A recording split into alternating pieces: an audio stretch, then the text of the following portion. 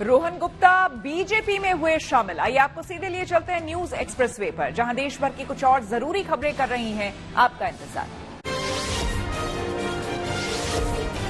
प्रधानमंत्री नरेंद्र मोदी ने उत्तराखंड और राजस्थान में चुनावी जनसभाएं की। पीएम पहले दोपहर करीब 12 बजे ऋषिकेश पहुंचे, जहां उन्होंने पार्टी प्रत्याशियों के पक्ष में वोट मांगे। साथ ही प्रधानमंत्री वहां मंच पर डमरू भी बजाते नजर आए।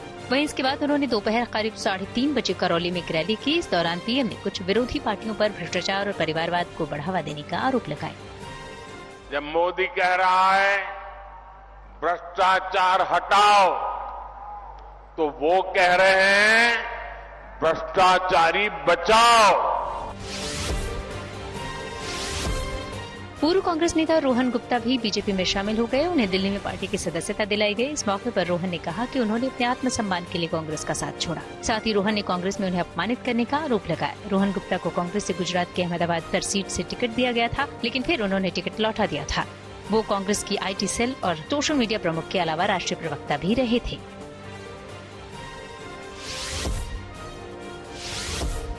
सीबीआई ने दिल्ली शराब नीति मामले में अब BRS नेता की कविता को गिरफ्तार कर लिया। हालांकि सीबीआई उन्हें रिमांड पर शुक्रवार को लेगी। तेलंगाना के पूर्व CM के चंद्रशेखर की बेटी की कविता भी ED की न्यायिक हिरासत में है और तिहाड़ जेल में बंद है। इससे पहले सीबीआई ने बुधवार को दिल्ली की राउस एवेन्यू कोर्ट में एक आवेदन दायर करके कविता को गिरफ्तार करने की अनुमति मांगी थी। कांग्रेस नेता राहुल गांधी ने राजस्थान के अनूपगढ़ में एक चुनावी रैली की। इस दौरान राहुल ने बेरोजगारी और महंगाई का मुद्दा उठाया। साथ ही MSP को लेकर भी केंद्र पर निशाना साधा। यात्रा में मैंने हजारों लोगों से पूछा सबसे बड़ा मुद्दा कौन सा है। खट जवाब आता है बेरोजगारी सबसे बड़ा मुद्दा है।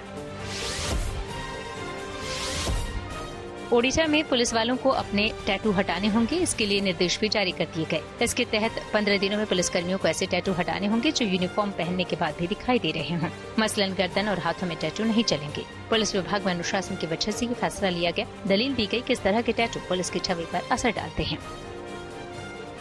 पुलिस का यूनिफॉर्म के साथ टैटू बहुत अशोभनीय बात है। पुलिस का जो स्मार्टनेस को हम पर करता है।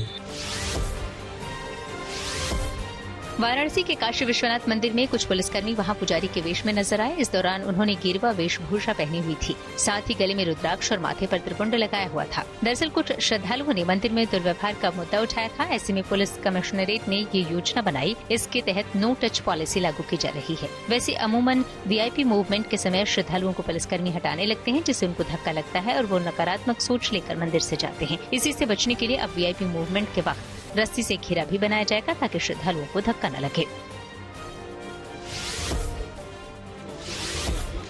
पश्चिम बंगाल के पूर्वी वर्धमान में बीजेपी नेता दिलीप घोष का एक वीडियो वायरल हो गया, जिसमें वो TMC के झंडे लगे मंच पर नजर आए। दरअसल ये मौका ईद का था। इस दौरान उन्होंने मंच से भाषण भी दिया। दिलीप घोष ने कहा कि ईद के इस कार्यक्रम में मुस्लिम भाई थे। वहां चुनाव प्रचार में जाते समय उन्हें भी बुलाया गया तो वो मंच पर गए और शरबत भी पिया। दिलीप घोष इस बार बर्दवान दुर्गापुर से BJP उम्मीदवार हैं।